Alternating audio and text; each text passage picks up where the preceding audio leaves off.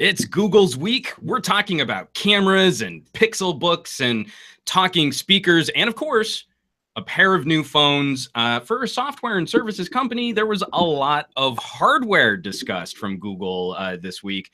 We've got a lot to talk about, so make sure you're charged and ready for episode 273 of the Pocketnow Weekly. Recorded October 6th at noon Pacific time, this weekly podcast is where we dissect and discuss those gadgets that make our lives mobile. Smartphones, tablets, and wearables. It's all the stuff you wished existed when you were a kid.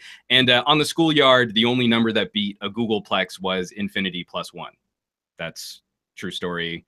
You get into that. I don't know. Was that just me? You would have fights, you know, like, oh, I think about 1 million. I could do 1 billion. And then it'd be like a Googleplex. And then you'd say, infinity plus one, and that was like the triple dog dare. I'm Juan Carlos Bagnell, senior editor at Pocketnow.com, blasting the signal from sunny Southern California in the Gadget Lab, joined virtually, as always, by plucky podcast producer Mr. Jules Wong out on the East Coast. How's it going, buddy boy?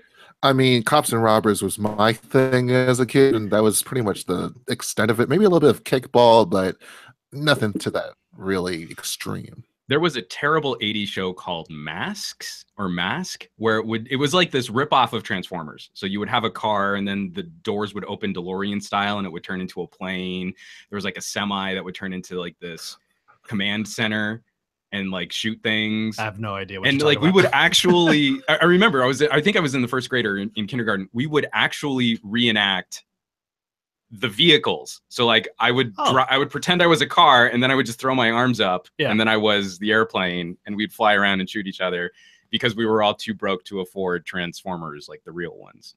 I think that was a full minute before you actually introduced the person. I was pointing to him, Jules. You just There's a bunch of people watching right now like, why is he being so silent on the side? I'm just trying to be respectful. I'm in somebody else's place right now. So in the Gadget Lab, I'm proud to introduce the man, the myth, the legend, Mr. Joshua Vergara. Hey, what's going on, going for the handshake here. We were thinking about trying to do our fusion. Like a fusion thing here. I think I'm cropped a little tight. Juan Carlos Vergara.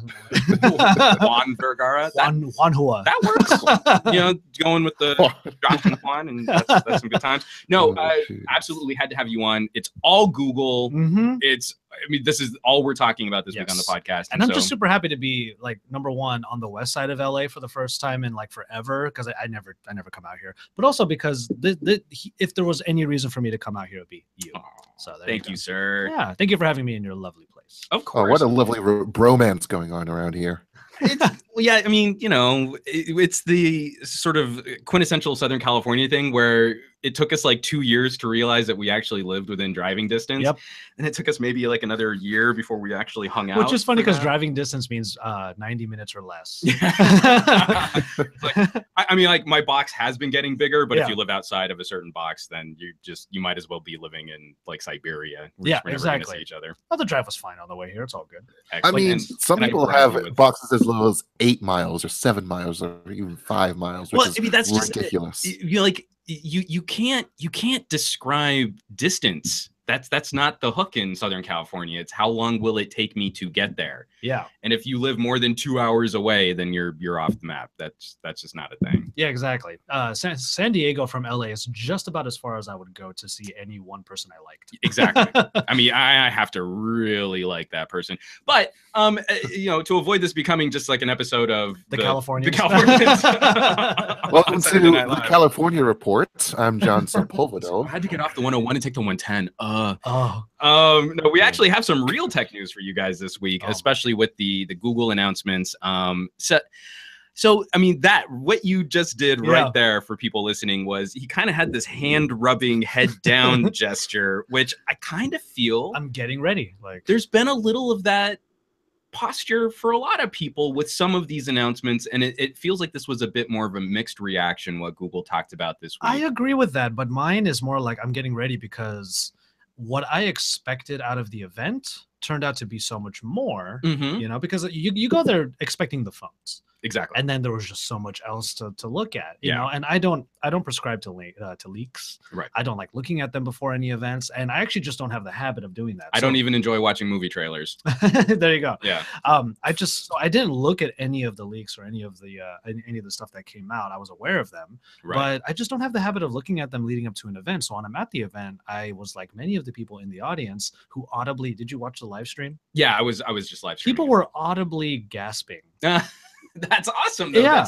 So, I mean, there was this one really crappy. Actually, before we do that, Yeah. Jules, would you be so kind as to explain to viewers how they can join this conversation? Because Oh, I that's kind of right. feel like Josh and I might steamroller over part of the normal structure of our podcast. I mean, really, I'm just here to watch you guys. I'm not even supposed to be talking at this point. But in all actuality, we do want you to participate as a viewer, as a listener, as whoever that you happen might be today with the hashtag PN Weekly on Twitter. Also, you might want to hashtag made by Google so that we know that you're actually tuning in and participating in our fun here with the Google event this week.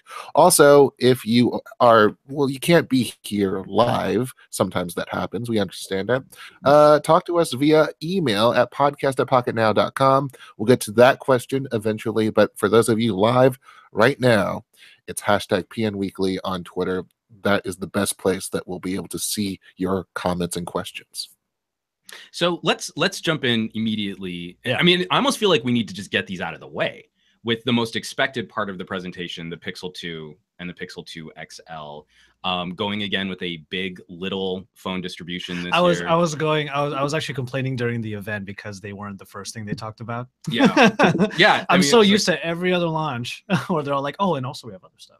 well, So- and there was, I mean, because you were saying there was probably a different sense of the people being in the room. Yeah. Actually, there was this one really crappy Twitter comment that I was reading through while watching the live stream. Like, oh, and the people that are actually there are laying it on so thick, like they're so excited, and you're like, but you're there. I mean, like, Why wouldn't we? I be? might have criticisms of the Note 8, but Yeah. when I'm actually at the event, there's a buzz, there's an excitement, there's an energy to being a part of that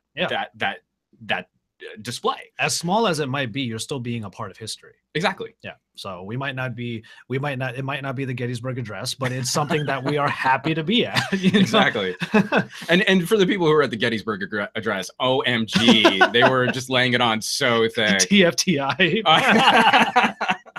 So Pixel 2 and Pixel 2 XL, I should say. The original Pixel, I feel, set a very high bar from a company that still hasn't quite proven itself as a consumer distributor or manufacturer of smartphones. Fair. Like, we have this great relationship in the techie space, the Nexus phones. We kind of have an understanding of what Google can bring to the table. My hypothesis is always consumers won't take a brand seriously until it's been around for about 3 years. Okay, The that's second fair. you're kind of building on the success of the last phone, what was your reaction being there, seeing what they had to display for the phones, the little Pixel, phones. the big Pixel? Okay. Yeah. It was everything that I was expecting it to be, based upon how the Pixel was handled last year. So, Right. like you said, big, little, and I was laughing at some of their comments because I thought they were a bit obtuse to say on stage, and then you finally get the phones in your hands, and you're like, no, that wasn't true what they were saying. You don't want to have features or specs that are different between one or the other, Right. except if it's quad HD screen, Yeah. big battery, or anything like that. Right. The phones turned out kind of, I don't know, there's so many mixed reactions. Like Lon over at Android Authority, he actually doesn't like how they look. Right. I adore how they look. I think they look wonderful. They look different compared to every other phone, and That's that's true. the number one thing that we need right now. Yeah. As far as specifications go, that's exactly everything that we would want them to be. Snapdragon 835, 4 gigabytes of RAM, good storage, good, not great storage options, Right. without an SD card slot. And I know that the main thing people are going to be talking about, and they already are, is that lack of a headphone jack. Totally. Yeah, but as far as how they presented it, it kind of falls in line with how a lot of companies have been doing it recently, where they don't focus on the specifications as much. They're Totally. focusing on the experience. Exactly. And a few people were complaining. I remember they said that what are going to be those features on the Pixel this year that end up making it onto every other phone so that the Pixel is no longer special? Right. Because Google Assistant, I remember being really mad when Google Assistant made it onto the first non-Pixel phone, and I was like, Really? so what's the point of the Pixel then? And as they were That's presenting, interesting. as they were presenting the phones, I realized there were a couple of things. Google Photos Storage. included. Yeah. Yeah. Then there was another the always on display, always checking to see if there's music playing, and it will tell you what it Nice little finds. perk. Yeah, nice little perk. And aside from that, having the portrait mode done by the computational data in the camera. Yeah, all software. I have a lot of thoughts on that, but I'm just kind of overviewing right now. We'll ease in. Yeah, we'll ease into it. So overall, I'm really happy with what I saw. Okay. And I would very much, I'm actually a big proponent of the Pixel line, because every now and then, like as phone reviewers, and I have to preface that I don't look at these things all the time as just a general consumer, right? Because it's hard to. Yeah, it's really easy to lose perspective. I mean, like you've seen the bookshelf. Yeah, exactly. Like, I have a drawer with every phone. There's no way to be a consumer when this stuff is so accessible. Exactly. As a consumer, I will say that as long as you actually get eyeballs on this phone, then it'll look pretty enticing. It's made by Google, and I'm sure all of the different ads and ad campaigns are going to be all over the place in places like New York and San Francisco. I mean, it's a genius hashtag. Yeah, exactly. But as a phone reviewer, the reason why I love the Pixel is because it's a breath of fresh air from all of the other phones that try way too hard, while Google is there saying, hey, we know that our experience is good, that you're going to have a good time with it, so here's what we made. I mean, I think, it's been put out there as something maybe not derogative, but, there's always kind of a snide wink to it. But the Google iPhone, again, it's focused on a certain streamlined consumer accessibility. Yeah. And what I'm really hoping, because again, I haven't spent any time actually handling one, is that Google can do what Apple has succeeded with up until the iPhone 10 in not making users have to relearn parts of the UI. That's true. So even like one of my biggest criticisms of a company like Samsung is change for change's sake, where if I pick up a Galaxy S7 and I liked how that was laid out, there's no guarantee that my menus won't be completely different when I pick up a Galaxy S8, like the next phone. I like the curve suddenly went up again. Exactly. Or just, where things move around in the camera app. Yeah. So between the S8 and the Note 8, they have prioritized different things in the camera app. There's no way to get a feel for what Samsung is. Whereas like the iPhone camera app hasn't changed ever, right? Like I could give someone on a 3GS an iPhone 8 Plus, and there would be almost no learning curve for how to use that phone. Exactly. And so that to me so when we're talking about the change of interface, are we talking about the Google button at top? I mean, we're talking about the home button, the home screen, and the Google lozenge that was new and for the Pixel launcher that was on the top left. Now it's moved down to the bottom, and we see these. It's changes like that I think are concerning, but it's more, does Google think that they can achieve a consistency of UI? You have so many different apps that like such a thing will never exist when you have all of these other companies who have their own versions of Android. Isn't that the point of a Nexus or a Pixel? Is to say like this is our vision for it. So when you have goals like encouraging more people to actually hey, it's a bar. It means that you can type text on it as opposed to a button where it's just like, oh, that doesn't signal anything. So I'm not sure if that had to do. And that's a big problem with, say, like 3D Touch on an iPhone. There's no conveyance. I mean, when you're talking about something like conveyance, we understand a bar, but do people who are using the new Pixels know to hold the home button? Exactly. Which is why I think the squeeze is actually kind of a good idea. I mean, just because I'm a button, I want a shutter button that could then be reprogrammed. Oh, I don't know. 100%. Yeah. I'm totally in your camp. I mean, come on, my favorite phone is the Q1 for God's sake. Yeah. So, but having the squeeze function there, as long as the documentation in the box makes it clear that squeeze the phone and all of a sudden Google's there at your beck and call. Totally. I'm sure a lot of people are going to have that workflow where they take the phone out, squeeze it. They're squeezing it before they're even looking at the screen. And that's been like my big problem with things like iris or face scanning. It's like there's an extra action that has to happen before I can actually get into the phone. 100%. I want to circle back to something that you were talking about, not to get too into the specs because Google didn't care about the specs. Yeah, they didn't. But I did find it it made me a little apprehensive because I'll be reviewing the smaller Pixel. Jaime is going to be getting the Pixel XL. Oh, okay. I'm actually really happy about this because I'm not the biggest fan of super large phones. But the color of the XL, the Panda. Oh, I definitely want the two-tone. I would love to have two-tone on the smaller. Yeah. I was a big old rude boy in high school. Like, you I have want my black and white. When you have the blue old Pixel here, Mhm. the blue of the new Pixel, I don't like it. I don't like it at all. It's like a bad sherbet. You know what I mean? No, I mean it's kind of blue. It's the babiest of blues. And you have to say it with a shrug. Yeah. This is a declarative statement. This is really blue. Yeah, even Google knows That's that. kind of blue. You're You're like, no, get the hell no. out of here. I want a bold statement. But the thing that's concerning me about the smaller Pixel are those differences on things like the screen. I think Samsung and LG have made excellent arguments for why even a smaller phone should be moving to a 2:1 aspect ratio. And Google is being tasked with trying to be the vanguard for Android, not for Galaxies, not for LGVs, not for skins, not for anything else. But this is Android, their take on Android. And part of that is going to be, what does your phone do with a taller aspect ratio, which you'll have on the XL, but you're not going to have on the smaller Pixel. I somehow feel like the smaller, I almost said the smaller XL, the M. No, I almost feel like the regular Pixel is going to be used, or rather, and again, it all comes down to how Google presents these phones in their ads and everything like that. The smaller Pixel is definitely made for people who just want to have that experience, that simple experience, while the XL is for the experimenters, the cutting edge people, which is kind of like what the iPhone 8 and the 8 Plus are, because you want to have those dual cameras, you want to have a little bit extra.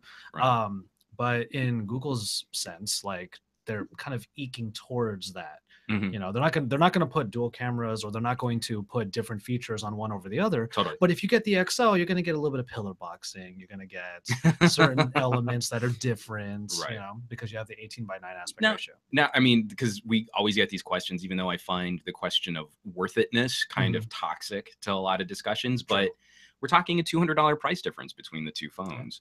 And is that sort of really absorbed by just the taller screen and the larger battery? Not at all. Not at all.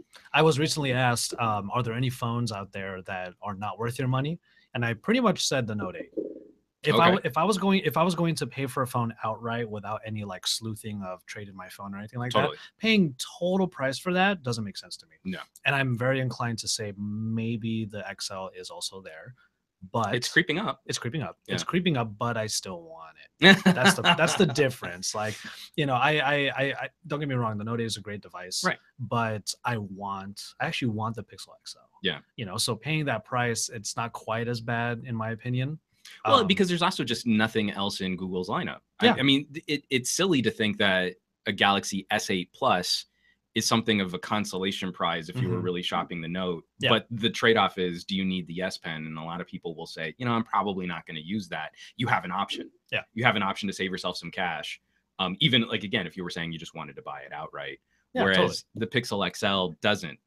And the consolation prize would be buying the first generation Pixel or something like which that. is cheaper now. Yeah, it totally is. It's not a bad. Someone asked me, like, should I get the original Pixel now that it's like, was it $100 less now? Yeah. Like, I was like, yeah, that's not a bad idea. I mean, I think and you know, like the 820 is going to age, I think, a lot better. But you know, it's the discussion. I just really wish they'd kept really blue. Yeah. It's the discussion on. I hate the other names of the colors also. Like, I'm not going to get weird on this podcast, but you know, a little weird. It's okay. Just black and clearly white are not what you want in today's political climate. Those are not the words you want to use. Anyway. and for the two-tone being like a Michael Jackson song. Yeah, like, right. Okay, all right. But it seems to me like one of the arguments, and it's not a decisive argument, but one of the arguments against buying in the older Pixel would be, how on the pulse do you want to be with new software and services? And that does seem to be the deciding factor if we're looking at machine learning algorithms, AI for your camera. The original Pixel's no slouch. That's phenomenal image processing.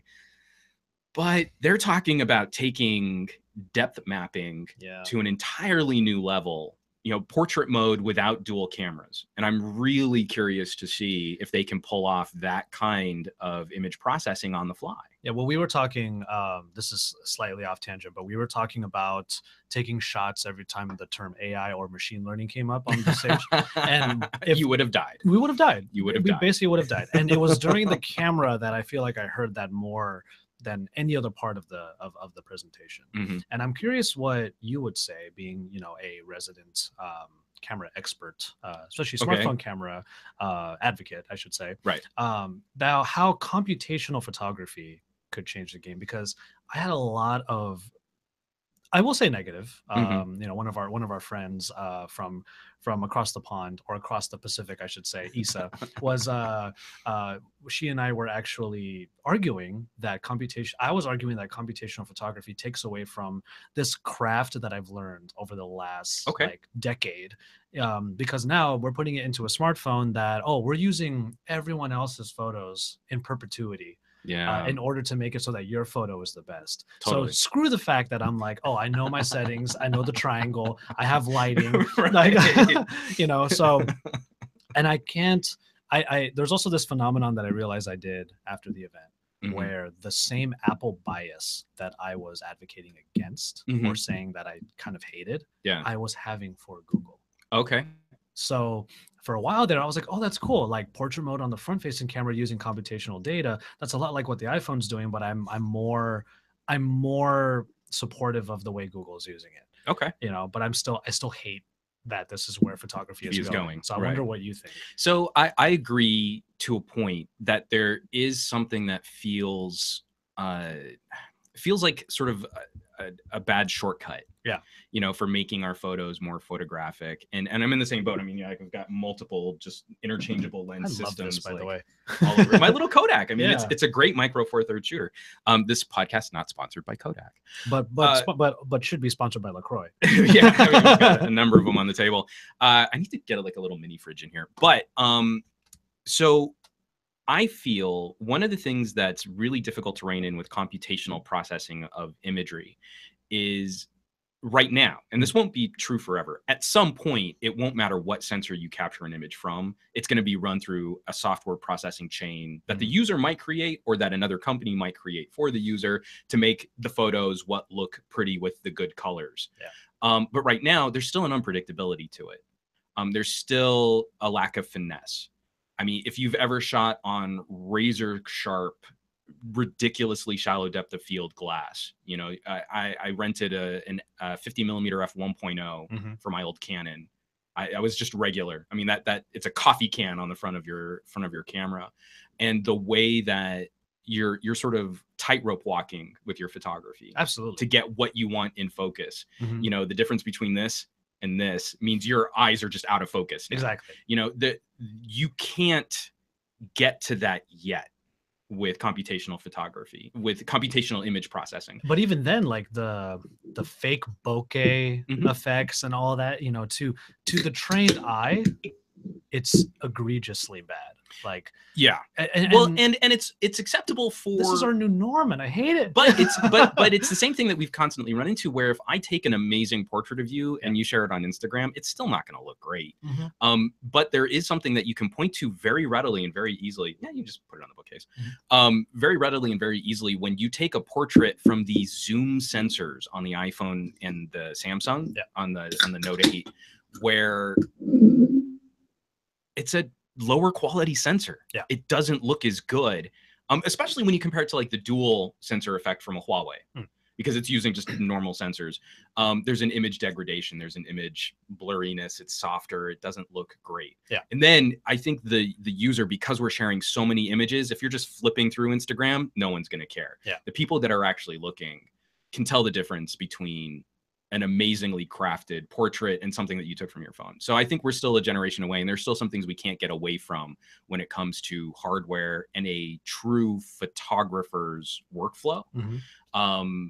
But at some point, we're just all going to have to make that switch. I mean, it's the same thing. We've got a couple tweets here that I want to get to. Okay. From Russell Santos. This is another thing that I think kind of fits into that.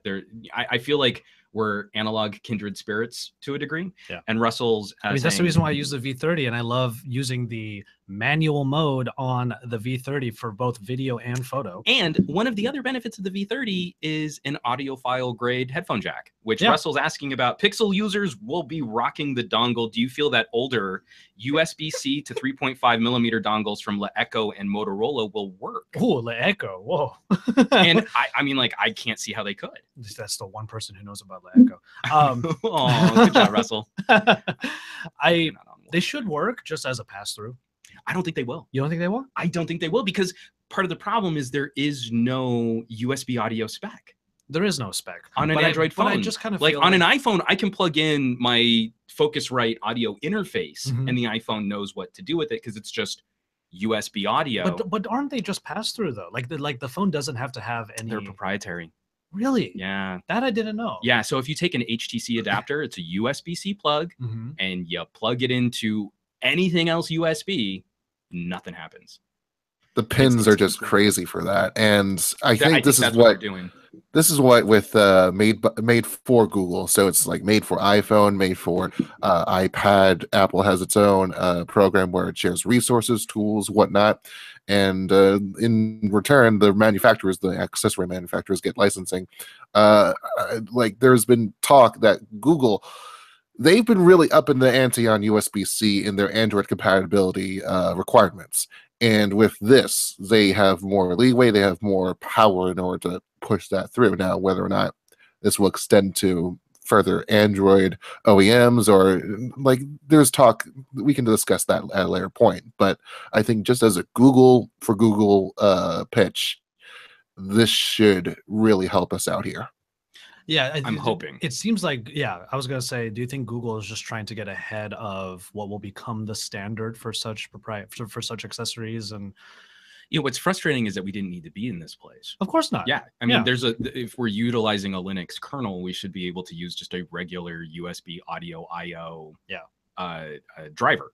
But I will say that Google has been at the forefront of making USB-C more than just another way of plugging something in. That's true. And when it comes to something like mass storage, they've been doing great. Yeah. What charging Android also. And charging. Yeah. Absolutely. Because if you notice the Pixel and the Pixel 2, no talk of quick charge. No talk at all. Why? Because, and I'm a huge proponent of this now, power delivery. Yeah. Use power delivery, people, because in order to make USB-A charge something fast, Qualcomm has had to do some experimentation, some sleuthing, and that is when you have battery problems. Yeah. Problems and dangers. Meanwhile, the USB-C standard itself was made for high currents, 27 watts, whatever the case may be. Right. And the reason why I know about this is because I have a Nintendo Switch, and once I learned like what charger, what power bank I needed, the whole world opened up. Totally. I was like, power delivery is the way to go. Yeah. So if there's anyone who's going to be able to make, especially USB-C because that's the point when we're talking about the 3.5 millimeter headphone jack is a standard because of its life. The phono jack was invented in the early 1900s, maybe the late 1800s. USB-C has a spec for power delivery. Yes. That should be a standard that we can all utilize. And every Android phone this year has had it. Yes. Yeah. And so my problem with USB-C audio is, let's say Google has the muscle and the clout to create their made by Google audio licensing platform. It's not a standard. Yeah. And I don't know, does that mean that if I invest in an adapter that's made by HTC, I will not trust a cabled audio connector until I can seamlessly unplug my phone, plug it into my laptop, and transfer to that as an audio source. I should be angrier about this. I really should be, because I was when Apple did it. Well, and the convenience, I mean, the argument is a lot of people are going to move over to Bluetooth. I have an insane collection of Bluetooth headphones. I get that. Same. But there are still times, and I'm so happy you pulled up the V30. I had to send my prototype back, so I'm waiting to get my next V30 so that we can actually finish our V30 coverage. Exactly. Production units should be coming in soon. But when I plug in my super expensive Sennheisers, that phone properly drives them to a degree that bests even standalone high quality audio players. Even these AKGs that I have in my head right now, that came with the S8. Oh, they're actually Samsung earbuds with AKG labels on them. Fair, but they are driven beautifully. A Samsung PR rep was very upset that I called them AKG buds. Okay, and so I have to correct that every single time. Okay, so correction. That this is just a branding exercise, apparently. I can let it go. I can let it go. Sorry. Okay, well, correction. I am using the earphones right now that came with the Samsung Galaxy S8, but they are driven beautifully by the V30. Oh yeah, they're so good. The amp on that is actually really punching what the drivers in those earbuds. So, like I was saying a second ago, I should be angrier about this, especially considering I was so upset. I called it the audacity of Silicon Valley to just basically say, "Oh, a century of audio history, gone. We don't care about it anymore because we're courageous." Yeah, exactly. Yeah. Only in San Francisco Bay Area could anything be called courageous. Right. But anyway, so I am upset about it. And you know, like I said, just as people have the Apple bias, I apparently have the Pixel bias. And that's fair. Yeah. But I am going to go on record right now on this podcast and say that I am upset about it. Even though it wasn't quite as visceral as it was a few weeks ago. So because I totally accept that at some point the 3.5mm jack is going to go away. That's not really, I mean, because if you check out my Pixel reactions video, there are a ton of comments like, "Oh my god, just get over it, man, just it's the future." Like, the future can't arrive until something replaces it. Yeah. And what we have right now is horrifically insufficient like, to replace what is an amazing accepted standard for transferring audio. That is not that much bigger than a USB-C port. And still has not been vested in quality. Yes. Because anyone who's investing in building a DAC into a pair of headphones stops at 24-bit 96K audio, which this phone, I mean, it's overkill. Yeah. But the V30 will produce frequencies of sound that dogs cannot hear. It's so far ahead of the curve. And when you experience it, yeah, because like it's easy to say, "Oh, I don't really care about that," when you haven't experienced it yourself. Totally. It's really easy. It's really hard to go back when you get used to what it can do. That's why I clung to the HTC 10 for as long as I possibly could. It was fantastic. Yeah. So, but that's also like, you know, I've got my V10 and V20s like in reserve also, because like they make phenomenal portable music players, even though I don't have my SIM card in them. So let's say Google and ostensibly Apple, if it came down to it, worked with reputable historical audio companies to make it so that the USB-C standard actually has the same technology in it. And was cross-platform and worked. I mean, because this is also the ire for iPhone users, is what MacBook has a Lightning port on it for your earpods. Yeah, I hate earpods, but if you invested in this phone, part of the benefit of that was that you got a pair of earbuds. Yeah. You could move back and forth, and now that's gone.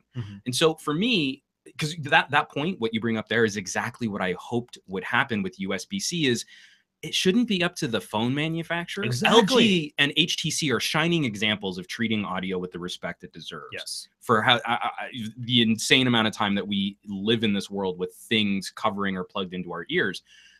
But you know who would do that even better is Sennheiser. You know who would do that even better is Audio-Technica, Shure, Sony. Yep.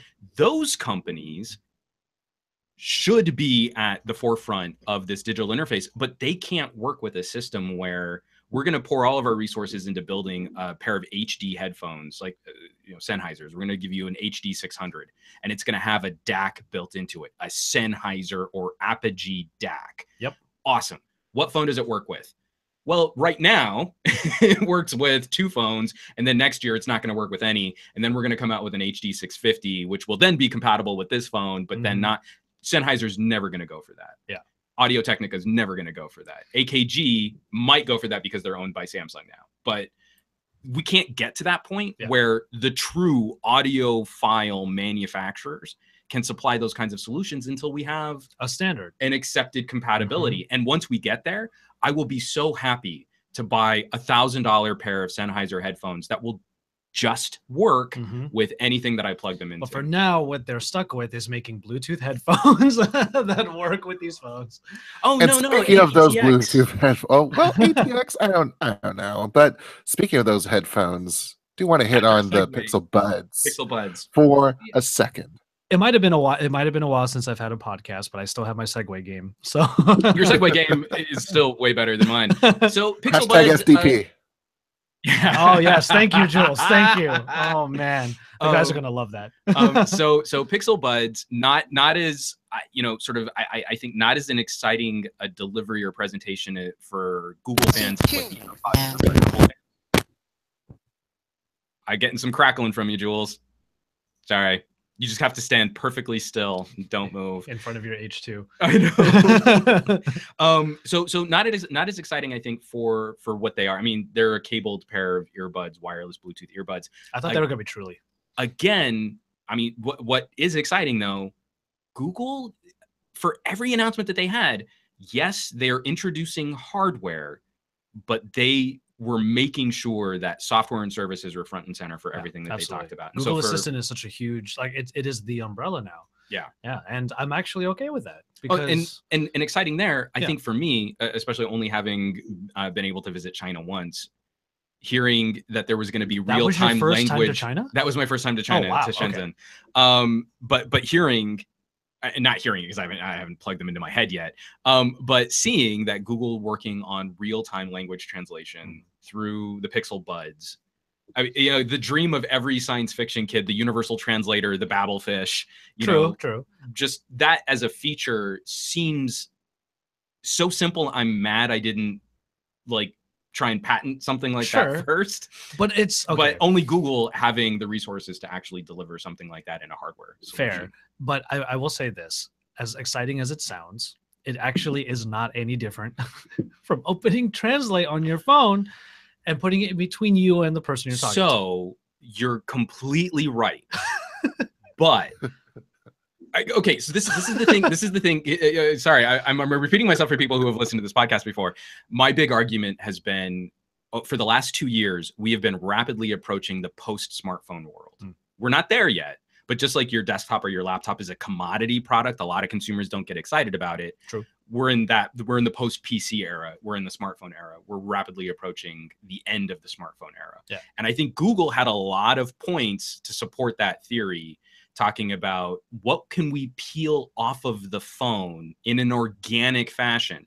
Smartwatches were a terrible step in that direction. But what's a problem on your phone is this crackberry notification dopamine hit, where you have to pick up your phone just to see what arrived. What's an organic action for that is looking at a watch.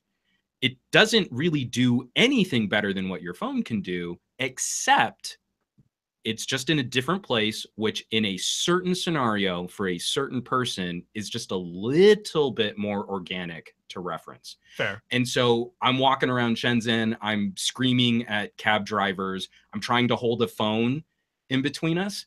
And maybe it's just a little bit easier in the height of an emotional moment to go bloop and touch my earbud and get some kind of translation happening where it's not obvious that I'm shoving a phone in their face. I agree with you there, if the phone still didn't have to be between you and that person. Because when you hold the button and you have somebody talk to you, then you can hear it in your earbud. Right. But the other way around still requires a loudspeaker so that the other person can hear what you want to say. Totally. So there's still, it's just not. It's incomplete. Enough. It's incomplete. No, totally. I totally agree with that. But to me, it's also like, it's never going to be complete until we take the steps to actually start getting people to consider the possibility of maybe thinking about taking a few things off of their phone. Oh yeah, no, I agree with and that. So I would hope that just like what we saw Google Assistant, you were frustrated like it went to other platforms. For me, it's at some point there's going to be a Bose headset that comes out. I mean, they're already working with manufacturers to include smarter AI assistants and stuff in Bose wireless headphones. It's so easy to think the next step would be another Bose headset that just has this kind of thing built into it. A Sony headset that can, utilize this kind of service organically. And again, maybe even take it offline. Like you can take Translate offline on your phone. This is like, okay. So it's like years out, but once more of these things start filtering through, we want to talk about some augmented reality too. All of those things start coming together where the phone becomes less and less and less important for every interaction that you have between individuals. Sure, I agree with that. And I think, this is a bit obtuse of me to say, but like maybe Pixel Buds 2 could be truly wireless, and if you give one to somebody. Absolutely. Yeah. So and the second I saw that, the first thing I thought of was share them.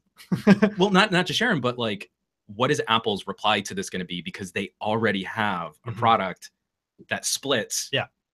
Work with Jabra. Jabra has this, I don't know if it's their parent company or just a sister company that they're tied into together, but their audio technology is based on hearing aid tech. That's true. So if you had wireless Jabra earbuds, I mean, it's kind of gross and a little waxy and sweaty, but in a situation where you really needed to communicate with someone, for me, it was the traumatic cab drive back to the airport in Shenzhen. I could and go like, just listen. Yeah, and, totally. Like, So what did you think? So going away from the translator stuff, what did you think of the actual hardware itself? The thing that bothers me is that they're earpod style. So they're not IEM. They're not inaural. Yeah. Thank you. Yeah. That was the thing that I will big say concerns this about that. when I put them in and I cranked them up, Mhm. I'm not gonna lie, they did sound pretty good. See, the problem isn't the audio quality. I mean, you'll see I've got a table full of like bone conduction earbuds. I've got like a whole ton of stuff. But in different usage scenarios, there are times I want my ears covered and there are times I want my ears open. Okay. And the earpod style design does neither horrifically poorly. So when I'm listening on earpods or any other thing that doesn't have a good seal in the ear, I have to turn the volume up higher because I can still kind of hear the world around me. Yeah, that's true. But not well enough for situational awareness if I'm outside. So like bone conduction is terrible quality, but man, I'm going to hear that bus. It's about to turn me into street pizza if I'm jogging outside. Yeah. Like I am aware of everything that's happening around me. Yeah, 100%. So you put up with AM radio quality audio because you're soundtracking. You're not, this experience for me at that moment is I'm working out. I used to walk the dog, but I need to know everything that's going on. It's not escapism. And now I feel claustrophobic if I'm outside and my ears are sealed. That's true. I have a pair of truly wireless earbuds in my bag right now, and the seal on those is so good. But the thing is, scary. It's a little scary, and I can only have it in on one ear because I'm worried about not being able to hear the world or hearing someone I'm talking to. And even when I leave one in my ear and it's not playing anything, I notice that I talk louder. Lower. Oh, that you go quieter? Yeah. Okay. I go quieter because I feel like I can hear myself so well because the seal. I feel like I'm talking louder than I need to you sitting right in front of me just because I have one ear blocked by my monitor. Yeah. Now that I just said it, I'm being a little more conscious about it. Maybe I'm talking I should probably get closer to the mic in that case. We'll do the ASMR version of this podcast now. It's really nice. Pixel. So you'll hear the bubbles from my soda. I liked the hardware. The fabric on the cord is kind of nice, kind of an ingenious design. And I love that that's a consistent design accent now for Google. And that little loop at the top so that it can stay in. Like I thought that was pretty ingenious, to be honest. And yeah, there's something so, I hate to use this term, but there's something so googly about them. And I'm okay with that. Yeah. And I'll tell you what, like that little touch sensitive area on the right ear for turning up, turning down the volume, for going to the next track, tapping it to get some sort of reaction from Google Assistant. Yeah. I tapped it just on accident. And then it told me that the time is this, it's going to take this long to go there. It's perfect. Blah, blah, blah. Again, like I want Google cards served up in little snippets of audio. Exactly. That to me makes so much sense. I'm reviewing a very inexpensive pair of truly wireless earbuds, and they have buttons. And it's uncomfortable to click because there's no frame, there's no support, there's no cable, there's nothing.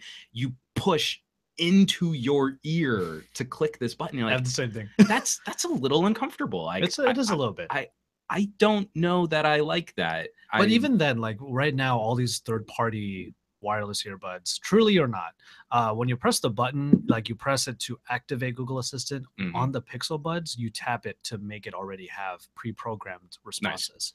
So that's what I would really like. And hopefully that API gets opened up so that maybe the earphones that I've been using, just tap it once and it becomes a thing.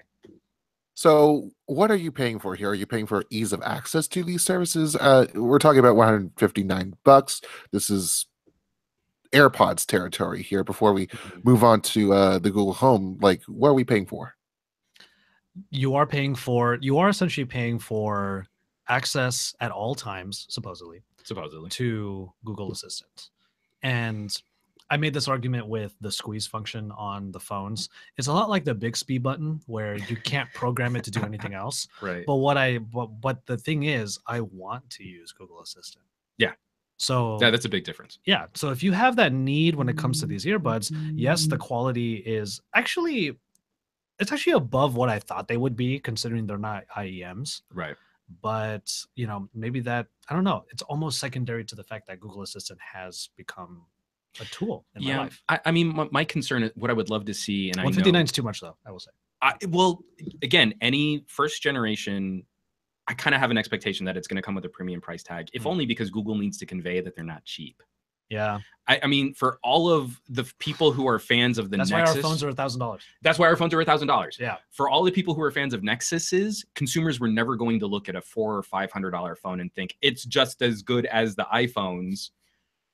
We are having a completely different conversation in the market right now with Google services. So I don't think they could have launched cheaper with the Pixel Buds and have people take them seriously. It's a mentality I despise. But I understand it, and I understand why they're doing it. And in some ways it's a bummer, but it's also, I mean, like, if the consumerism of this doesn't work, then we don't get cool gear. We don't get competitors that are going to be able to undercut Google in a year and stuff like that. So there's an ecosystem that does benefit from it tangentially. That's not a residually, I guess. That's a word. Yeah. That's a better word. But tangentially is a word. Okay, thank you. It is. For the record. Citation given. Yeah. But if we don't take those steps, then we don't get cool new stuff. And it's the same thing whenever like an essential phone comes out. Like, I'm very on board that experiment, even though it's a big risk to take your daily driver phone with a company that hasn't proven itself. Yes. But where are we going to get new stuff if we're not willing to give these companies a chance? Yeah, we haven't gotten the main example first. We'd be stuck in a Mobius strip or a donut, maybe. And speaking of donuts, I want to get on to. I know. I'm sorry, but I'm trying to keep time here. WTF, man? You were supposed to bring. Remember, we totally had that conversation that never happened. Oh, totally. Yeah, I was about bringing my donut. Yeah, your donut friend. So actually, I just got to know. So Google announces there are all these new features coming to their Google Home speaker, and in addition to that, they're introducing a smaller version. Again, there's going to be an event. I'm going to try and get down there in Venice tomorrow. Yeah, I want to. Also. Why is it they're setting up? I don't know why it's in Venice. I mean, but they're setting up a little donut shop because the new Google Home Mini is the size of a donut. It's the size of a donut. And so, I would love to be there too if I didn't have to go to a wedding tomorrow. Yeah, and I love that I'm actually friends weighing and the family. No, literally before we went live, I told him like, "Hey, what are you doing tomorrow? Do you want to try and go together?" And he was like, "Oh, I've got this wedding. Wait a minute, what is it for?" And I said, "They're doing the pop-up donut shop." He literally starts checking his phone to see the time of the wedding, if there's any way that he can like show up or get around it. That's how deep in we are for you people. Well, I'll tell you this much: sacrificing family and friendships. I actually think the wedding is on the west side. So I might be in the area anyway. I just might look real spiffy when we get donuts. Dude. I mean, like, I am all for doing some periscoping with you looking like dressed to the nines. Let's do that. Yeah, a Google Home Mini would be on the registry. You could put that in. Yes, I love it. So what color did they give you? Well, they actually gave us a choice. Oh, so we got two corals and a gray. Mine is gray. Okay. I'm really curious to see what the coral looks like in real life. It looks a little bit like your hat, actually. Oh, seriously? A tiny bit. Oh, but that's perfect for me. Okay, I'm sorry. Please. It's a shade or two off, but okay. it'll match. Yeah. Nice. Okay. Two things. One, I hate it. The reason why my tablet's not water resistant. Sorry for that. The reason why is because I never expected it to sound good, but I wasn't expecting it to sound that bad. Oh, I actually think it sounds pretty bad. Okay. Yeah. So it's perfect for Google Assistant telling you what you need to know, but don't use it for music. Do not use it for music. That's kind of a bummer. It is a bummer. Yeah. I mean, that's what the Max is for. They supposedly say. True. Yeah, but and even the regular Google Home sounds pretty good. The regular Google Home sounds pretty good. Yeah. And especially what's the new little Urban Ears UE boom speaker. My wife just got one from work. Like they're going to be apparently. Oh, I probably shouldn't say. Never mind. Sorry, my wife works for Activision, and sometimes I do get some proprietary stuff. It's not anything huge, but she got one. She got one from work. And it's this tiny little nugget of a speaker, and it sounds really good. Okay. Considering it's a tiny little nugget of a fair. Speaker. So that's what I was expecting. If it gets loud, but I'm spoiled. If you tie into the Google Home ecosystem, and I love the idea of like, if I ask it to play music and it can follow me throughout the house, I don't want to have to buy a bunch of Maxes, especially because they're big. They take up space. Yeah. And they expect you to have left and right. That's not a thing. $800 for left and right. No, we totally had this EDM producer, and he was like, "I'll jam in on it." Okay. And he was like, speaking of doing that, his I'm music not in his even a sets. huge proponent of EDM, but when I recognized who that was, I was like, oh, good on you, Google. Yeah, but I mean, like the whole feel goody commercial vibe Yeah. that they had on is like, yo, bro, you should totally crank those tunes, yo. And you're like, okay, just Well, you could just demonstrate how you plug them into your turntable. I don't need you to run commentary for me. Well, here's number 2 of why I hate it. What this product should have been is a way of adding Google Assistant to any existing audio apparatus you might have. Okay. There's no audio out jack on it. Oh, that sucks. So, I mean, like, because I think I'm going to be getting one for ordering the Pixel. Yeah, exactly. The first thing I wanted to do was plug it into my TV soundbar. And that's not the best thing you can do, as I've heard. I haven't tested this yet, but this is what I've heard, is that you can Bluetooth your Bluetooth speaker to it. No. It's such a bad compromise. No, that's not a thing. Because I have a Marshall Stanmore, which I adore. Yeah. And I wanted to just bloop, and then all of a sudden my Marshall Stanmore has Google Assistant. Right. Why the frick is that not a thing? Yeah. I'm so upset about that. That's so frustrating. once I picked up the one at the demo area and I turned it around and I'm like, there's no hole. It's just a micro USB port. And I was just like, screw you. See, Google Home. Not even a USB-C. Yeah, no, well, because Ubiquiti, not Ubiquiti, they needed to be the same as the original Google Home, because that was USB. Well, because no excuse. people sent us a number of tweets about the 3.5 millimeter headphone jack. We've got chamfered edges. Do you think headphone manufacturers should just make the shift to USB-C? There's a huge problem of infrastructure where I've got aux cables, phono jacks, and the 3.5 millimeter inputs.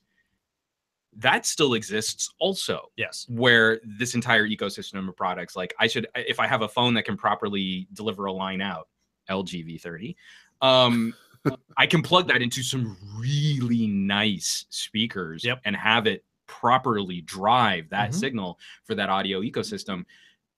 To me, I took it for granted that any Google Home or any Bluetooth speaker should have some kind of connection method to another audio source. And that makes me very sad that Google, if you want to make Google Assistant ubiquitous, that $50 mini, all it had to have was a line out.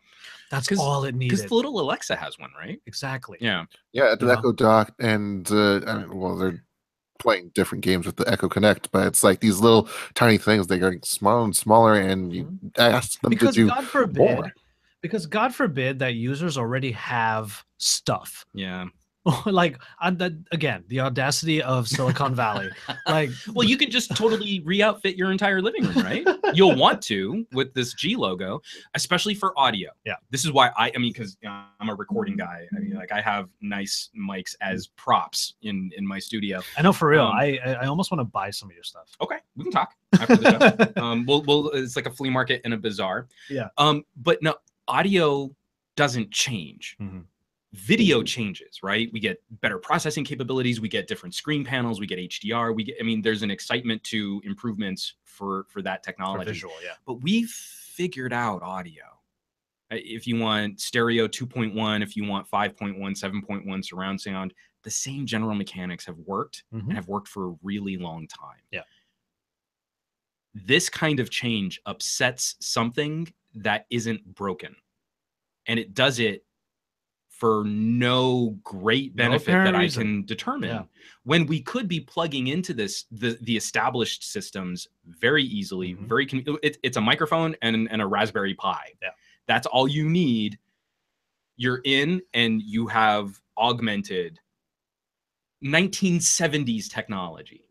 You could go that 60s, 50s. You could go that far back if you wanted. The giant mahogany TV stand that had those fabric covered subs in front of you so that you could listen to the Jack Benny show. I mean, like, that could be Google Home ready. Exactly. And, to your point, we need to have the first maybe in some cases terrible example of how to ubiquitize all of these services. So maybe there's going to be a company out there that makes something like a Google Home Micro. Because, okay, there are companies out there making their own versions of speakers that have Google Home in it. I mean, Google Assistant in it. Yeah. So maybe we might have something that's like a 3.5 millimeter jack thing that's just this big. And on the other side, there's a USB port to keep it powered, but on it is like an array of microphones. And you just plug that into your lo-fi system. You just plug it into that. Or rather, I should say hi-fi. And we've seen Google flirt with that. Like it was the Nexus Q, that weird sphere. Then I have a Chromecast audio they're somewhere. Just hurt because no one bought it. We will wreck everything. We do need to take a minute though, interrupt this amazing conversation to thank a sponsor. Sure. If you'll pardon me, I'm just going to turn slightly this way away from I will read along. But this week, the Pocketnow Weekly is brought to you by HelloFresh. HelloFresh is a farm-to-box and couch-to-kitchen meal delivery service which aims to make cooking more fun. So you can focus on the whole experience, not just the finished plate that you're going to shoot an Instagram story of.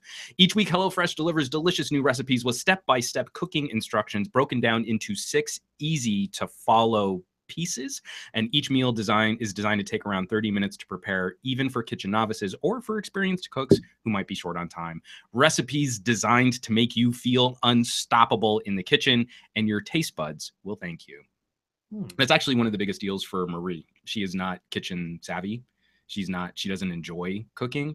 And when I showed her that each meal was partitioned, it wasn't like other meal delivery services. It's just a big bag of stuff. Yeah. And this one, like each meal was organized, and then these cards popped out, and she was in the kitchen like, okay, this doesn't suck. Oh, that's like awesome. She actually enjoyed it. It was pretty great.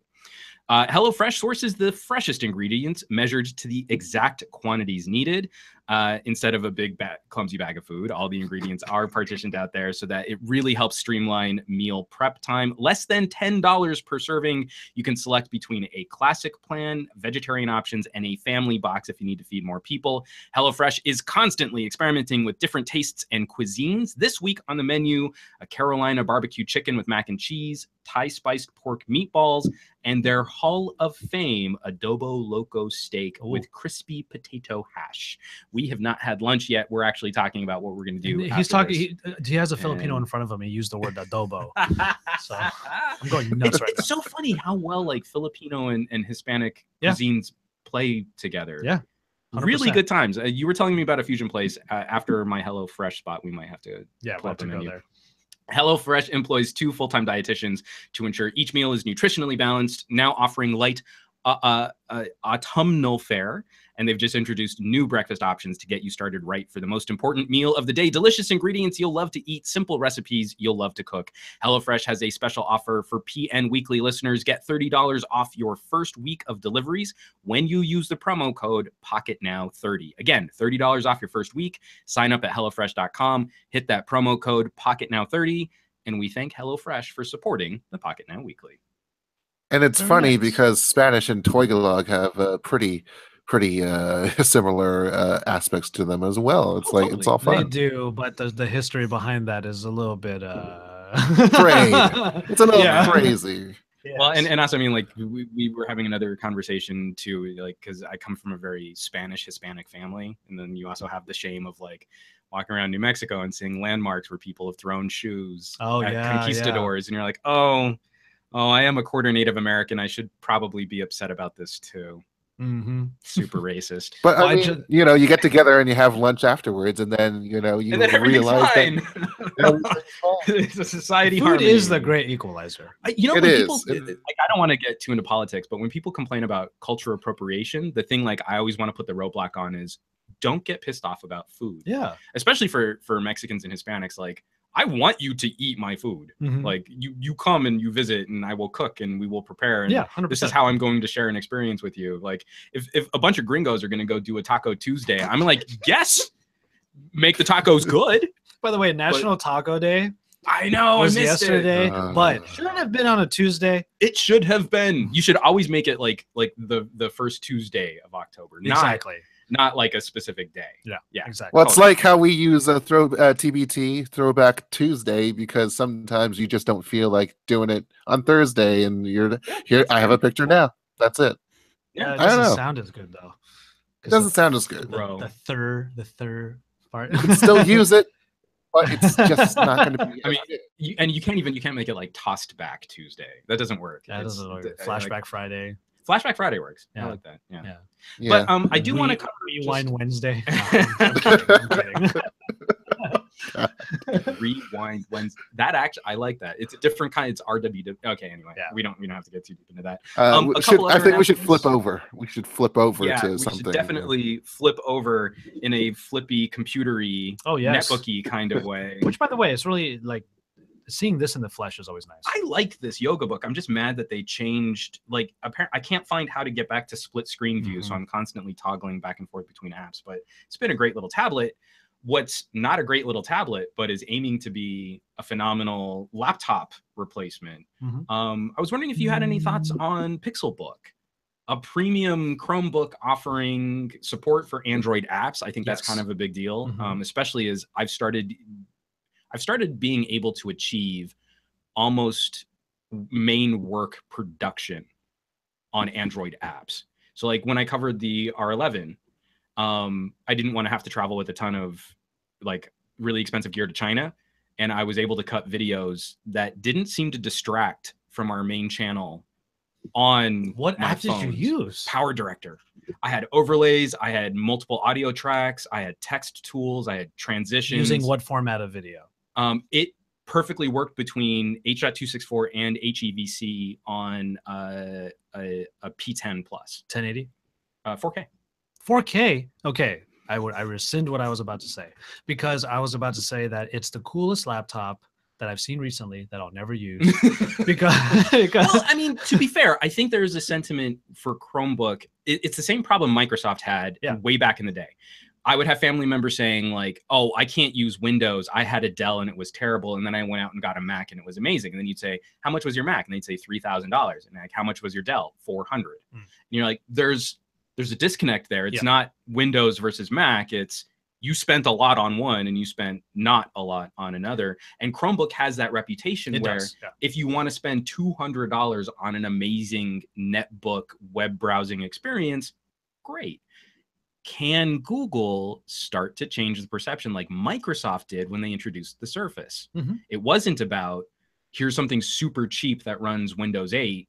It's we can make a premium product too that does things that competitors can't. And that's where I'm a little concerned. I think Google can make an amazing premium product. What is it doing that competitors can't? And there's very little that provides other than the Android ecosystem. But yeah, I mean, okay. I remember looking at it. I thought it was beautiful. It's a great piece of kit. Even that glass panel on the on the lid, like I was like, you got to give Google some credit. They're trying to create a design language. Exactly. They're trying to be consistent across. But yeah, I kept thinking to myself, I would love to take this on a trip.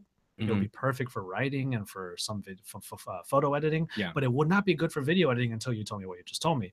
Well, and it's still like, so I worked in Power Director and I got 3 videos. I've put 3 videos up on our Pocketnow channel through an app, and it's not nearly as streamlined. It's not nearly as efficient as when you're working in a proper video editing professional piece of software, but it's doable. Like it's doable in a way that even on Apple with iMovie, I can't quite finish off a video. I guess doable is not enough for me. Yeah. So that's the thing is like, this was really the compromise. It was partly the experiment. Like I wasn't too concerned if our Oppo R11 video was delayed a little bit, but it wasn't a significant roadblock to creating what I felt was a high enough quality on the road piece of media. Now, would I want to work like that here in the States with access to all of my gear, my amazing laptop, which is downstairs right now? I mean, like, absolutely not. Then I'm going to fire up Adobe Premiere or Sony Vegas and like really cut the way that I usually cut. But run and gun, it made a lot of sense. I don't know that I need to spend $1,000 on that. Because I'm in between things right now, because I'm actually at this point. I do this maybe like once every year where I'm like, I'm not gonna write everything in my phone anymore. I'm gonna use notebooks. You know, like where's my old Moleskine? Where's my right. And a part of me is thinking like maybe the Pixelbook could be for those times when I know I don't need, but then it's just another thing in my bag. Yeah. So that's the reason why I'm never like that's the plight of being a creative, especially on YouTube, is that we never get to enjoy these products. No. We really don't. And that bums me out because it's one of the coolest looking things I've seen in a while. Oh, totally. There's literally a button for Google Assistant. Literally. I pressed that thing so many times. I just kept asking it So I mean, questions. I was looking at that, like, I am so programmed by Google's ecosystem that I would consider that way before I would ever give Cortana a chance on my laptop. Like, exactly. I don't know what it is, especially because I was such a huge Windows Phone fan. Like, I want Cortana And to speaking be of which, successful. But, Google, where's the Google Assistant app? yeah. Right? Like why don't we have that? You know, just put a little keyboard shortcut and all of a sudden the ta-ding comes up. Yeah. So that would be nice. I love the design of it. The Pixel Pen, Mhm. you know, I do think it's a pretty good implementation. I asked them if it would work across all devices, and they said no. They said that it will work as a digitizer or as a pointing device, Okay. but the whole like drawing on the screen and makes then sense, making though. it, yeah, I thought that it was a pretty good implementation. But again, it's just another periphery that I probably will not be using. Yeah. So that's my biggest issue with it. I really want to, because for me, because I know I'm not going to have the relationship with an individual product the way that someone who is actually spending their hard-earned money is going to have a very different relationship with that product. But one of the things that I think I'm pretty good at is trying to determine who might this be for. You know, like I can look at a phone like the LG V30. There's a very specific mindset that I can say, this phone is going to kill it for you. You're going to love this phone. And then there are some general consumers, right? It's got some fun stuff to offer that you're probably never going to use. Yeah. The same thing with the Note. You know, like I can very quickly determine you're going to like the stylus. Everyone around you is going to think that looks silly. Yeah. 100%. I had a really hard time looking at Pixelbook in the same way that I looked at what was the Chromebook Pixel back in the day. I'm stuck. I can't quite grasp who would, if I were shopping like family and friends, and I have like my Aunt Bree's a school teacher. She loves her Chromebook. She's got an Asus. No way she'd ever pick up. Well, because Google needs to do two things, not even two things, one of two things. Number one, use Chrome OS to target the ThinkPads of the world, so that you can provide the same level of not only productivity for somebody who's in that corporate mindset, but also the same level of security, which is something Android already kind of does because it's a very locked down system, generally, and just not as high profile for attackers right now. Exactly. Yeah. Or make a version of this laptop that can dual boot. That's all they need to do. And if they made a version of the Pixelbook that had a dedicated video card in it that I could dual boot Windows to. You know what I think the danger and why, because I agree with you. The reason why I don't think Google will is if you dual boot, there's the potential that someone will realize I only work in one environment. And if I work in Microsoft, I don't need Chrome OS. I guess that's true. So what I really thought Google was going to do back in the day, there was a beta build of Chrome for Windows 8, which when you opened it in the app, and you remember Windows 8 had that stupid split between app style and traditional desktop. Yeah. So if you opened it in the traditional desktop, it was just regular Chrome. If you checked the developer preview, you installed this beta, and then I think you had to toggle a setting, and you opened it in the app preview, it was Chrome OS, the full experience of Chrome OS. And I thought Google was really going to work this as more of like a Trojan horse. Okay. You're already on Windows 10 gear. You don't even need to reboot. You can just flip this switch and look, it's Chrome OS, totally safe, totally secure. Look, that would be amazing to have right now with Android apps supported. Totally. Yeah. And so they were working on all these little core pieces that like you could run. I mean, again, it was more developer focused, but you could run an Android app in that environment. Sometimes, most of the time they would crash because developers weren't really building the support into them. But then they just sort of walked away from all of that. And I felt like that would have been what you're talking about, just the end run. Yeah. Utilize all of Microsoft's stuff. Yeah. Virtualize Chrome OS. And you have something really special. Because then it works on literally anything. That's already out in the ecosystem. And so many people are already running Chrome instead of Edge. And then if you make okay. The fact that Google is so into their own operating systems at this point is probably the Achilles heel here, because if they were able to make the Pixelbook that has nothing in it and they're all like, "Oh, take your pick. Put Windows on there, put Linux on there, put Chrome OS on there." Yeah. Then I would scoop it up right away, because then I would put Windows on there. I mean, granted, it needs a dedicated video card, but like, so we're playing that game that I see so many people in the comments. It was like, "Oh, I would totally buy that if it were like a different shape and a different color, and it had all of my favorite Samsung apps on there, and then it also like was waterproof instead of what." The thing it is, really like I said, like it's it were the most beautiful $200 piece of cheaper. kit. I would love to I would actually have pride taking that out of my bag at a putting it down. Starbucks, Yeah, in a sea of Apple logos. yeah, exactly. Yeah, And you I'm like like, that? okay, I just cut together a YouTube video in an hour. Like, that's what I want out of these. But again, we're the people who do creative are always like not really typecasted. We're just stuck needing to use certain types tools. of hardware. I have an MSI. Who uses MSI? I do. No one else. Is your laptop an MSI? No, my laptop is a Toshiba, and I'm looking to upgrade. Oh, look. Hey, look, I'm here. It was like you almost just ended the show by closing your laptop. Toshiba, yeah. So you know my pain. Like, you have to use this because it gives you everything you need, but it's not the coolest looking thing. It's not even the coolest company. See, I really like my Razer, but I do wish it were. What's silly is I wish it were the same weight, but a little bit bigger, so the fans didn't blast like furnace, like jet engines whenever I render a video. Because I can't finish a video at a Starbucks. Like, I'm that jerk who's disrupting everyone in my immediate vicinity when I try and finish that off. The other thing that I wanted to talk about, I think the last major announcement that Google had. Again, supporting my hypothesis that Google is looking to encourage people not to use the phone for everything, that they want Google products and Google services baked into anything that someone might use. The Clips camera. Okay. You mean the HTC Go Pre? Yeah. Wait. It's like I wanted an audible. That is not a steady. Not the highest quality mic stand. Well, I wanted the audible thump. It's heavy. It's got a really heavy base to it, but the thing actually sinks pretty quickly. Yeah, just raise that a little bit more. Okay. I wanted that audible thump. So I'm not wrong. In an era of amazing options from like drone manufacturers, GoPros. I mean, I've got an amazing Kodak 360 camera. Samsung's putting out great action gear. The RX-0. The RX-0 is another phenomenal option, and a ton of support for these things too, where if I want a gimbal, if I want a housing, if I want, windshield mount, like, I'm covered. Yeah. I don't need to reinvent the wheel here. This kind of felt a little silly. It did feel silly. It was just, okay, Google Clips.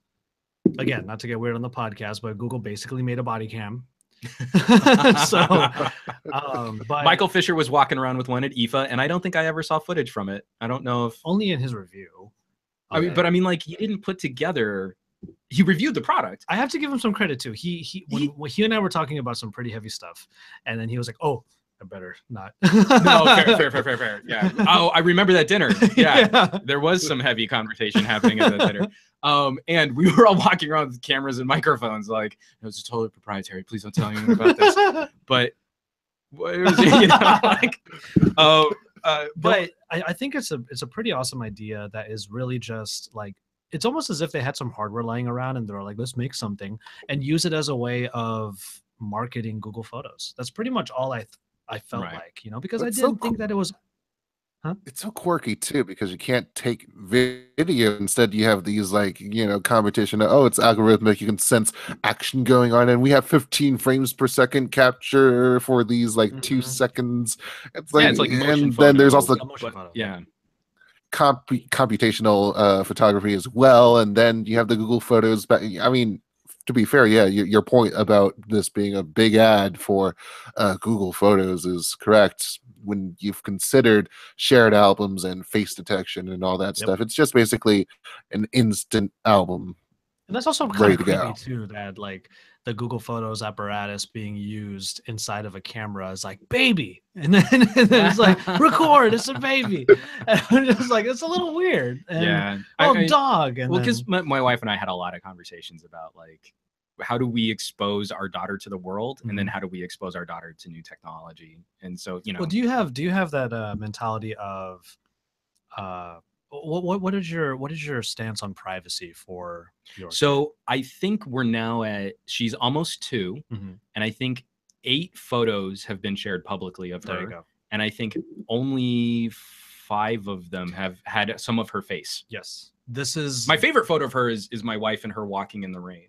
Oh. And it's just, you know, it's from behind. Yeah.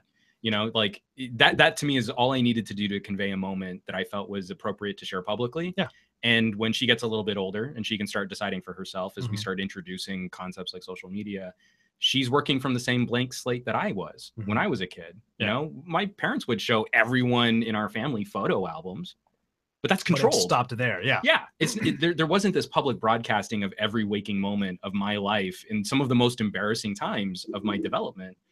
And I want to give her the ability to make her own mistakes and not look back at all the mistakes we made on her behalf. Yeah. See, I would be so I would be more a proponent of the Google Clips if it didn't strike me as just the laziest iteration of the vlogger Instagram generation. Right. Because I mean, coming back to your point about computational photography and photo processing and editing, now you don't even need to bother pointing your camera Or pressing the button or like, doing anything. Yeah. Now, and also I know other products that are perfect for me with the same philosophy in mind. right. There's a camera that I'm waiting to I'll just name the product. It's the Pogo Cam. Oh, yeah. I can't wait for that to come out because it'll be right here. I can take it off if I want to, so I Totally. don't look like a tool everywhere with the camera on my Look cute glasses. as And if you support. do want to be a D-bag, then you have the front row. Oh, this podcast is definitely not sponsored by Front Row. Wow. It's more a dig. It's more a dig at Michael Fisher than, than a dig on the product. I mean, but I mean, bless him. He looked like Flavor Flav. Yeah, well, I mean, and he really did use it. I mean, like if you catch Michael's review of that, I think he does an amazing job of examining the product. But also, do I see someone like Michael Fisher ever utilizing that as a product or service for his own social media, his own life, his own broadcasting? And like one of the things, like, because we have our own platforms and we can talk to fairly large audiences, is like, you know, for when I go personal, I go quiet. I mean, like if I share something, like there's a photo album of my daughter that is only accessible to family and friends through a password. Okay. Like it's cloud, but like it's protected. And there are only, I think, was that a Google Photos? No, actually, because my wife has to use Office for so much, it's OneDrive. Oh, okay. Yeah, I mean, it's not anything Same super concept, fancy, but yeah. same concept, same idea. And I think if they were on Google Docs, we would have been using Google Drive too. Okay. It's just we had a ton of storage on OneDrive, and why not use it? Yeah. I completely lost the point I was going to wrap up with. Oh, but for something like Front Row, you know, like what is it that we're trying to accomplish with so much of us already broadcasting so much of our personal lives, where now I need another product that's going to do nothing but create more digital noise for me? Yeah. I take so many photos and so many videos that I already have to weed through. Now having an automaton do that for me seems like I'm not baby. Yeah. Well, exactly. And you're like, you're not going to get what I want. You're not going to get what I see. You're not going to capture what that moment was really like. Not in 15 frame per second, 2 to 3 second video clips. Yeah. So what is it that I'm really trying to accomplish with something like this? That isn't just going to be more stuff that I have to throw away later in my Google Drive bucket, my Google Photos bucket, which is already full of useless photos from all of my camera reviews and stuff. I mean, so many photos of the creepy tunnel. I have so many photos of the creepy tunnel. Help Juan out. Please delete the photos of the creepy tunnel. Creepy tunnel. He has 1,000 what yard I need to do stare. is like Google's algorithm is to say, like, after I've captured this photo, in 3 months, just get rid of it. Fair. You know this landmark. You see, That's I fair. shoot this landmark on a different phone every single time this one comes out. Please just eliminate. Don't make me have to go through. But you know, that's hopefully coming in a future update. It's a part of it's also the fact that in the act of participating in photography, in the pushing of the shutter and making sure that you know how it feels when you hit that button. That's exactly what I was saying earlier about the fact that we've honed a craft. Yeah. And now no one needs to hone the craft. I mean, when you're hanging around with other photogs, I mean, don't you have some amazing conversations and you're like, hey, you know, I was taking some candids at a party. You're like, oh, well, don't people get self-conscious around cameras? Oh, what I do is this, or you can do this, or you can introduce this, or you can work with people, because you're also crafting a moment as much as you're capturing it. And you learn. And there's this amazing community of people that you interact with once you start having those conversations, because it's a technical art, but it's still an art. You know, so it doesn't matter like all of the specs and stuff. Like after a point, the tools don't matter as much as what is it that I'm trying to accomplish and what is it that I see. And so for the Pixel, and one of the reasons why I was very critical of the Pixel, there's no complaints over HDR processing. Yeah, that's fine. But when you give me a tool that's so streamlined that I find the output is unpredictable, and that the only thing I can count on is the colors, what look good, then I'm not really a part of the discussion anymore. Or you've minimized. Yes. I point the camera, but it's not really capturing what I wanted to achieve with that. And it's fighting me in some ways. Like Sony cameras are the worst at this, where the auto modes, auto modes are great. Yeah. Unless you had a specific goal in mind for the output of that photo, and then all bets are off. Yeah. And I remember on the X Performance, like I was even down to focus.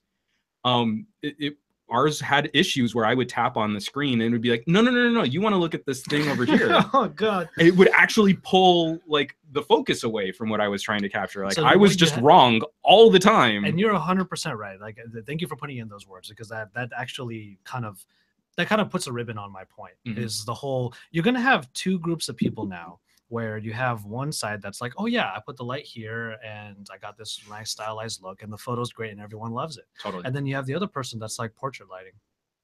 Yeah. So there's no learning. There's no like. I have family members who will not even take the time to tap the screen to focus on a subject. It's literally just shutter button. That's all they interact with on their phone cameras, and I can't fault them for that. They don't have any desire to be crafting. They don't have any desire to try and capture something specific. But just as much as the audio industry is being minimized rather by USB-C, we, as the people who are as the creatives, are being minimized by computational photography. And that's my biggest problem with it, is that people used to look to us as people who are able to make great looking content. Right. And now when everyone is able to make great looking content, or rather, not even that, maybe it's not even great looking content, but it's the kind of content that the masses are impressed by. So that's all they want. So if we were to give somebody a great black and white portrait photo, they would be like, yeah, but it doesn't look like what my iPhone did. And I'm just like, get out of here. I don't even want your money anymore. And you were like, there was recently a spread. I forget what museum. I was in a physical location just walking through hallway after hallway of Annie Leibovitz portrait work and be like, this is something I can't even, I felt like such a Salieri, and like, I know exactly what she's doing. I know what camera she used. Like, I understand all of it. And yet, I know for a fact I would never have been able to duplicate this type of work were I given the hardware, the studio, or the context of what it is that she captured in that moment. And that's a part of the discussion that now gets increasingly lost at the consumer space. Yeah. Where for a while it was really just like, I have my Canon 7D, it's under the table right there. I would show up to parties and like I would take photos, and there's a part of it where you feel like you're being left out of moments because you're capturing the moment. But then people would look at the photos and go, oh, you have a really nice camera, and like I could give you the camera and you would never be able to do what I did. Now there's a part of it where it's like, there's an abbreviated discussion on what their phone could do. Yeah. And that's now accepted as the standard for what looks good. Yeah. What's accepted. And you're like, oh, but that photo's kind of noisy. And you're like, yeah, because I caught you at dinner lit by one candle from a nice camera, and it's grainy, it's low light. That's what but when I take out my iPhone, the flash goes and then it does the thing and it looks better. You're like, no, it doesn't look better. Yeah. Why didn't you use the flash? It's like, I took a photo of you with one candle. It looks amazing. Yeah, thank you. You're the first person to like really capture this incredulity that I have. I can never say that word right, but how incredulous I am at this shift that we're having. Well, and it makes certain parts of the conversation more difficult. Yeah. Like the hate we get for whenever I do a real camera review and I'm not willing to just say like, oh, the DxO score was 100, so it's the best. And you're like, there is no such thing. Yeah. And I want to tell people, like, one of the reasons why I am excited about the Pixel 2 camera is because I know there are people who only ever want to hit the shutter button. Yeah. And this is going to be great for you. But at the same time, don't try and minimize the work that Leica has done on Huawei's camera app. If I want to be able to change a shutter speed, you know, like they're completely different audiences. V30. Perfect example. Yeah. Like the video I can get out of V30 will shame most people on their iPhone or Pixel. Exactly. Oh, but the Pixel video is so and great. Google and ostensibly Apple could have skirted all of this hatred from people like us. Yeah. If they did one thing, give us a manual mode. Give us a plugin to your app that I will manually download myself so it doesn't clutter up your streamlined interface on your auto modes, but just so that I have a first-party solution. Why the V30 is better than just installing another app is because it's baked in and it works with the phone really well, and I have an expectation that it's going to deliver where a lot of these manual apps can sometimes have compatibility issues. Yeah. It just works. Is there before we've definitely gone on a few different tangents here. Is that a bad sign that Jules has disappeared? No, actually, the reason, and thank you for pointing that out, Josh. If you've been watching the live broadcast of the show, you'll notice that Jules has disappeared and that we now are looking at a Pocketnow logo. Yes. One of the things that was also sort of newsworthy in a really interesting way was a very intricate hoax prior to the Pixel launch. I'm sure you guys saw some headlines on the Ultra Pixel. And Jules actually had an opportunity to speak with Ricardo Cambo. Which great on you, by the way. Yeah, I mean, he took the time to reach out. This was a pre-recorded segment, so we're going to shift over to that so you guys can take a listen to that. And we'll see you on the other side. But unfortunately, because of the setup, Jules can't exist and play audio at the same time. So he's going to cease to exist, and you're going to hear this pipe in. There is no Jules for the next, 8 minutes? It's about six to 8 minutes. And are you good on LaCroix? Do you need? I'm good. I'm good. So then we're gonna shift over to that. You're gonna take a listen, and then we'll wrap this whole puppy up. All right. Awesome. I'm going to get straight into this. Yesterday night, I received a bit of an odd email from an anonymous source who claims to have seen Google's upcoming smartphone, future of Android. This guy, YouTuber Mr. Who's the Boss, got a hold of these images from an internal show and tell at Google that's showing that the devices that we've seen leaked are not real, that apparently there is another Google Pixel. That someone appears to have crept shot from like underneath the desk or something, and on this computer there are slides showing the upcoming quote-unquote Ultra Pixel. Ultra Pixel. Ultra Pixel. Ultra Pixel. But I have to tell you this. I did mistakes in this strategy, and one is the name, because it shouldn't be Ultra Pixel. Shouldn't be. It just had to be Pixel Ultra, because we have Chrome and Chrome Ultra. How is the name? What is the name of Chromecast? Chromecast and Chromecast Ultra. So I said, okay, let's do Pixel Ultra. Then when I was typing, and I was so in a hurry because they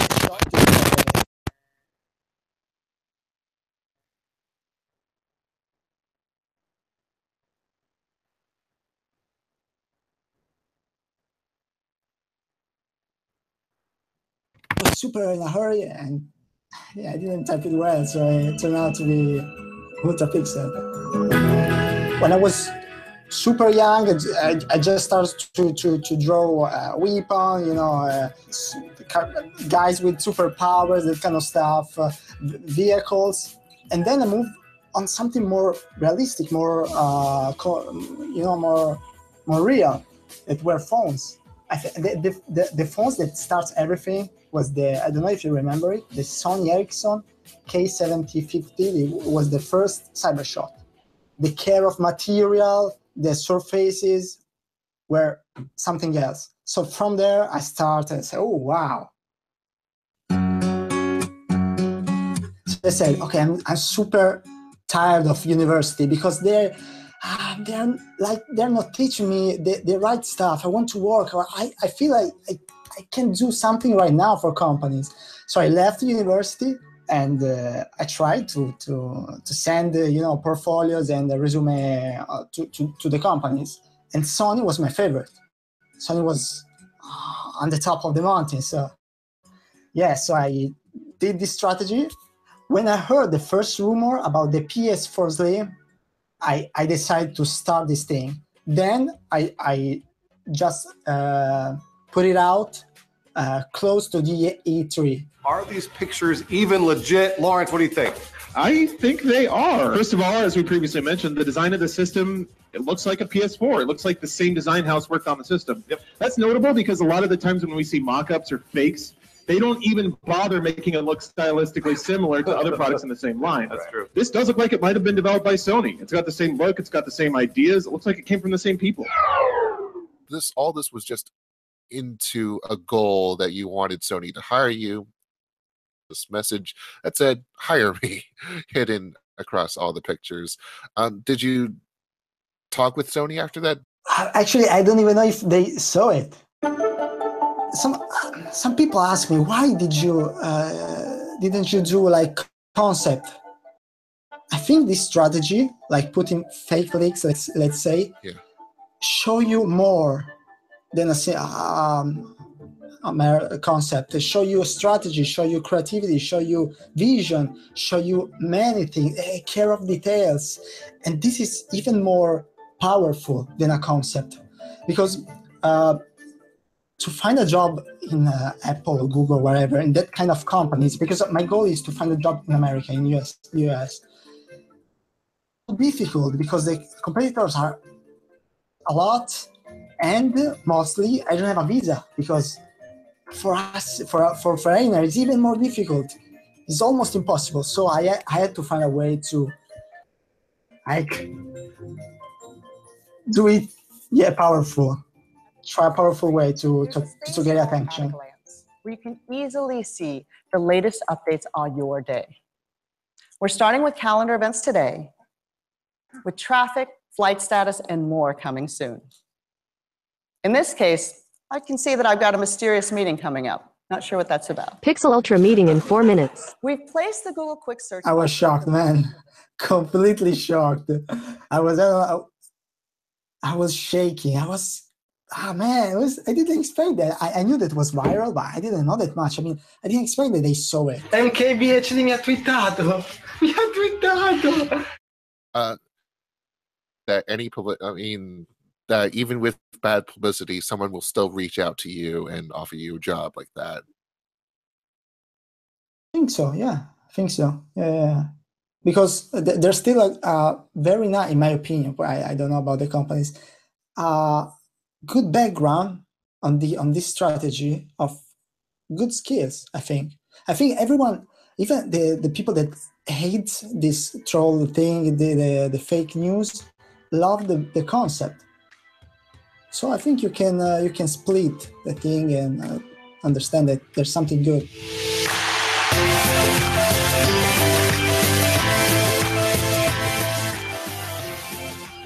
All right, thanks for putting that together, Jules. That was a fun little insight on something that, again, it was this really interesting blip of a news story. Like for you were saying, like, I try not to engage too much with leaks and rumors and stuff. I want something to be real, and I want to know about it when it's real. Yeah, 100%. And so then get those stories about an ultra pixel and everybody getting so excited, and of course, I just love how it was even on stage for a second. I know.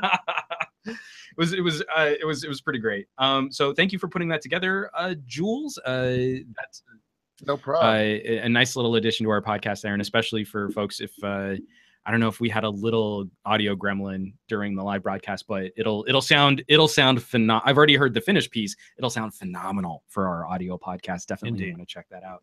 But folks, and there will be a bonus episode of the Pocketnow Weekly later this weekend where we have the full conversation between me and Ricardo.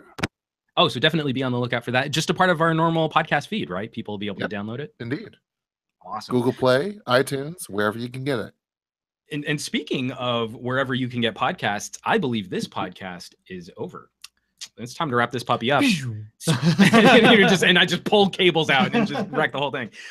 So Josh, I really want to thank you for dropping by the lab. Thank you so much for This having was me. a lot of fun. It's definitely an honor, and it's been a while since I've it's been a while since I've podcasted in general. So I'm really flattered. And also that you didn't seem too offended that I like to podcast barefoot. So oh, that yeah. was very, well, that you're not offended that I have my shoes on still. So we have two different cultures working right now.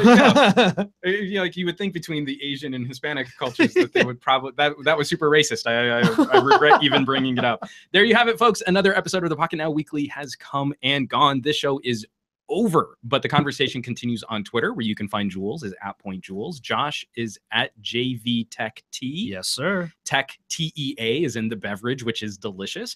And I, of course, am humbly some gadget guy. Pocketnow is around the web on Instagram, Twitter, Facebook, Google+, YouTube, and our home site, pocketnow.com. For Spanish speakers, definitely check out es.pocketnow.com because we're now everywhere. Nice. We're global. It's a thing. Shows like this cannot exist without your support. Sharing the weekly wherever you can with any of your family and friends who enjoy discussion of mobile technology, and leaving reviews on anywhere that you can review podcasts.